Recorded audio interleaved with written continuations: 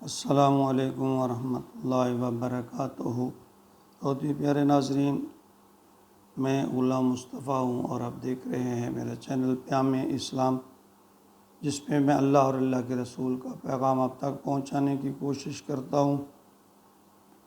میری آپ دوستوں سے گزارش ہے کہ جب آپ اس ویڈیو کو دیکھیں، اگر پسند آئے تو اس کو لائک بھی کریں اور اس پیغام کو لوگوں تک پہنچائیں۔ ہو سکتا ہے کہ قیامت کے دن یہ ہمارے لیے تو شب آخرت بن جائے۔ اللہ رب العزت ہمیں قرآن کو سمجھنے اور اپنے احکام اور نبی اکرم صلی اللہ علیہ وسلم کے فرامین کو آگے پھیلانے کی توفیق عطا فرمائے، آمین۔ درس قرآن کے سلسلہ میں آج کا ہمارا سبق سورۃ آل عمران آیت نمبر 37 پر مشتمل ہے۔ اعوذ باللہ من الشیطان الرجیم، بسم اللہ الرحمن الرحیم۔ ہنالک دعا زکریا ربہ قال رب ھب لی من لدنک ذریۃ طیبہ انک سمیع الدعاء۔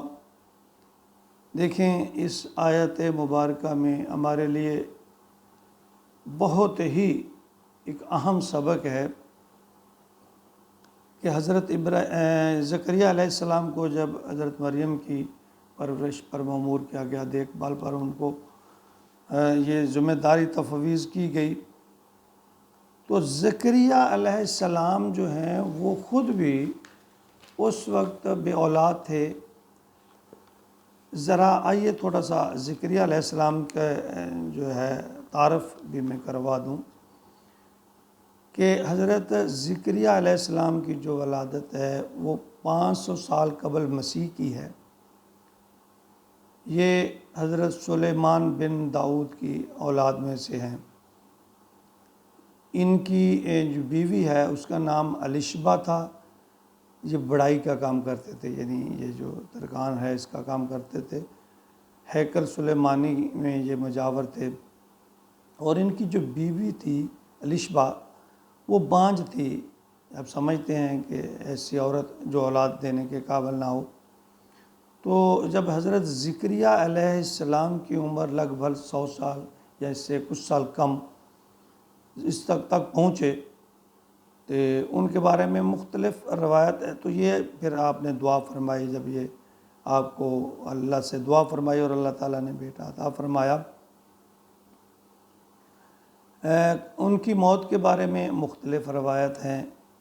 ایک تو روایت ہے کہ ان کی جو موت ہے طبعی موت واقع ہوئی، اور دوسرا یہ ہے کہ قوم بنی اسرائیل کے لوگوں نے ان کو مارنا چاہا، تو انہوں نے بھاگ کر ایک پناہ جو پیڑ تھا پرانا بہت بڑا، اس کی جو خول تھا اس میں پناہ لے لی۔ تو لوگوں نے جب وہاں ان کو دیکھا تو آرے سے اس درخت کو چیر دیا، تو اس طرح آپ کا جسم بھی سر سے لے کر نیچے تک وہ چیرا گیا۔ تو اس طرح ان کے بارے میں یہ بیان ہے۔ تو دوسرا جو ہم اس کا پہلے ترجمہ دیکھیں، پھر اس کے بعد ہم دوسری جو بات میں جس کا تذکرہ کرنا چاہتا ہوں۔ ہنالک دعا زکریا ربہ، اور جب زکریا علیہ السلام نے حضرت مریم کے پاس اس طرح انواع و اقسام کے میوے پھل غیر موسمی اور غیر متوقع طور پر یہاں دیکھے، تو انہوں نے اسی وقت اپنے رب سے دعا کی، یعنی ان کے دل میں خیال پیدا ہوا کہ جو اللہ جو رب حضرت مریم کو بے موسم پھل دے سکتا ہے اور بند کمرے میں بند مکان میں دے سکتا ہے، تو کیا ہوا میری بیوی بانجھ ہے، میں بوڑھا ہوں، تو کیا ہے اللہ مجھے بھی تو اولاد دے سکتا ہے۔ تو وہاں دعا کرنی شروع کر دی۔ قال رب ھب لی، انہوں نے عرض کیا ہے میرے رب مجھے عطا کر من لدنک ذریۃ طیبہ، کہ مجھے پاکیزہ اولاد عطا فرما۔ اے میرے رب مجھے بھی پاکیزہ پاک نیک اولاد مجھے بھی عطا فرما۔ دیکھیں، پیغمبر ہیں اور انہیں بھی اولاد کی کس طرح خواہش اور تمنا ہے۔ اور یہاں مجھے نبی اکرم صلی اللہ علیہ وسلم کا وہ واقعہ بھی یاد آ رہا ہے کہ نبی اکرم صلی اللہ علیہ وسلم خاتم النبیین، محبوب کبریا، اے دو جہانوں کے سردار، اللہ کے محبوب، ہمارے آقا، وجہ کائنات، جن کے لیے اللہ تعالیٰ نے اس کائنات کو ترتیب دیا، ان کے ہاں اللہ نے 3 بیٹے اللہ نے پیارے نبی کو عطا فرمائے۔ یعنی تینوں جو بیٹے ہیں جن کے نام اللہ تاریخ میں جو آتے ہیں، قاسم، عبداللہ اور ابراہیم، جب آپ کے آخری بیٹے ابراہیم 2 سال کی عمر میں اللہ کو پیارے ہوئے تو آپ ان کی میت پہ بیٹھے آنسو بہا رہے تھے، آپ کی آنکھوں سے بے اختیار آنسو بہہ رہے تھے۔ تو صحابہ اکرام رضوان اللہ تعالیٰ اجمعین نے عرض کیا، یا رسول اللہ آپ تو ہمیں صبر کی تلقین کرتے ہیں۔ اب دیکھیں یہاں شفقت پدری، اگرچہ پیغمبر ہیں، اگرچہ خاتم النبیین ہیں، اللہ کے محبوب ہیں، وجہ کائنات ہیں، لیکن معصوم ہیں ہر طرح سے۔ اگر اللہ کے بعد کسی کا مقام ہے تو ہمارے محبوب کا ہے۔ اس کے باوجود اولاد کی جو محبت ہے اس میں بے اختیار آنسو بہہ رہے ہیں۔ تو آپ نے فرمایا یہ رحمت کے آنسو ہیں، یعنی جو ایک باپ اپنے بیٹے کی محبت میں بے قابو ہو کر بہہ جاتے ہیں، تو یہاں سوچنے کا مقام ہے۔ اور یہاں بھی حضرت زکریا علیہ السلام بوڑھے ہیں، بانجھ ہیں، اور بیوی بانجھ ہے، بڑھاپا ہے، پھر اللہ نے اولاد دے دی۔ ایک طرف دے کے لے لی اور ایک طرف عورت بانجھ ہے، بیوی بانجھ ہے، آپ بڑھاپے میں اولاد دے دی۔